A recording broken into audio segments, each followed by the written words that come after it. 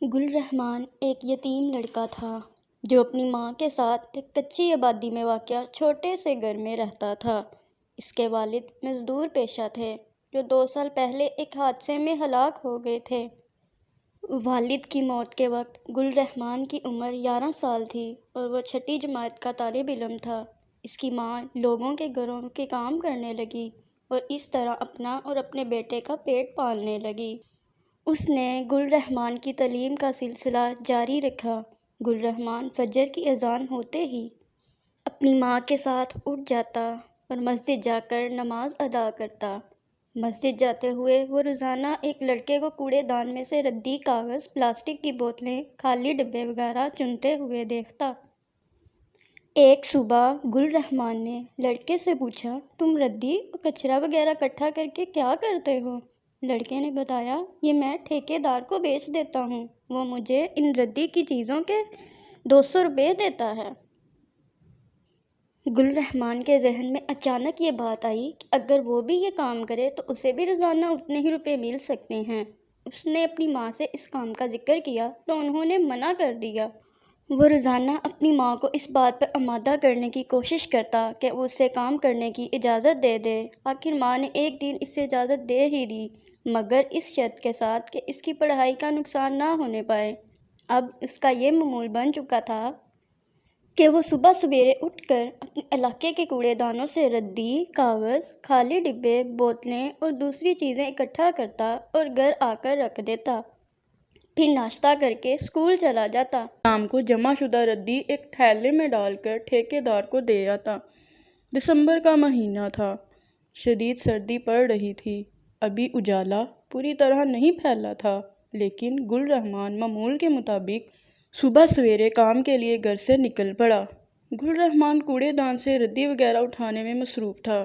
گھر آ کر اس نے کچرے کا تھیلا ایک طرف رکھ دیا۔ شام کو جب وہ جمع شدہ ردی چیزیں چاٹ رہا تھا تو اس کی نظر کالے رنگ کے ایک چھوٹے سے شاپر پر پڑی جس میں ایک ڈبہ تھا۔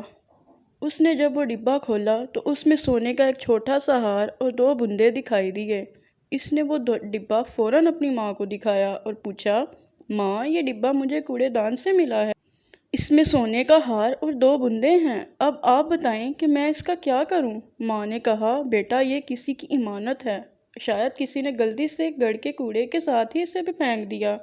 تم ایسا کرو کہ مسجد کے امام صاحب کو یہ تمام باتیں بتا دو، وہ ضرور کوئی صحیح مشورہ دیں گے۔ گل رحمان امام صاحب کے پاس پہنچا اور تمام واقعہ سنا دیا۔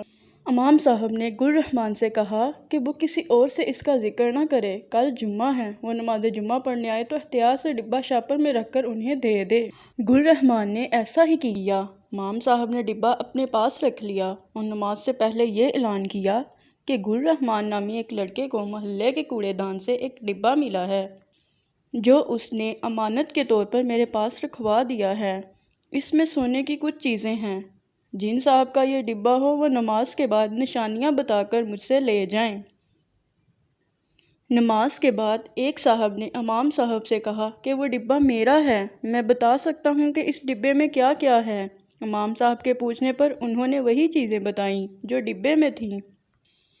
مزید وضاحت کرتے ہوئے بتایا کہ پرسوں شام میں اپنے گھر والوں کے ساتھ ایک شادی کی تقریب میں گیا تھا، واپسی پر رات زیادہ ہو گئی تھی، اس لیے تھکاوٹ اور نیند کی وجہ سے میری بیٹی نے زیورات کا ڈبہ شاپر میں رکھ کر بے پرواہی سے میز پر رکھ دیا اور سو گئی۔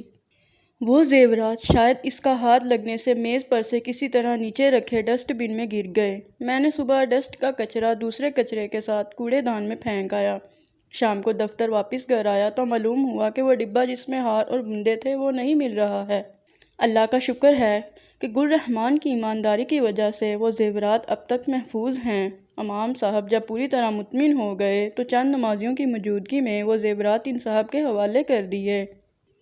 انہوں نے امام صاحب کا شکریہ ادا کر کے گل رحمان کو گلے سے لگا لیا اور اسے انعام دینے کی کوشش کی، مگر اس نے انعام لینے سے انکار کر دیا۔ گل رحمان کے اس کارنامے کی خبر جب اس کے اسکول پہنچی تو ہیڈ ماسٹر اور سارے اساتذہ بہت خوش ہوئے۔ ہیڈ ماسٹر صاحب نے اس کا ماہانہ وظیفہ مقرر کر دیا اور یہ اعلان کیا کہ آئندہ اس کے تمام تعلیمی اخراجات اسکول فنڈ سے ادا کیے جائیں گے۔ گل رحمان نے یہ خوشخبری اپنی ماں کو سنائی تو اس نے بیٹے کو گلے سے لگا لیا۔